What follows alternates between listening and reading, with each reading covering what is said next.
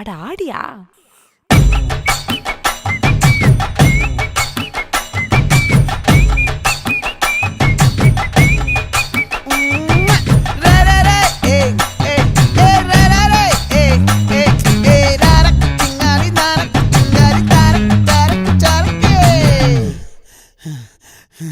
விளைஞ்சிருக்கும் என் வெத்தலை கொடி, அட வளைஞ்சிருக்கும் ஒரு சன்னல் வெடி. தோட்டா ஒரு கண்ணால தொலைஞ்ச ஒரு பொண்ணால வாக்கா இந்த வம்பால வல விரிச்சிட வந்தாளே.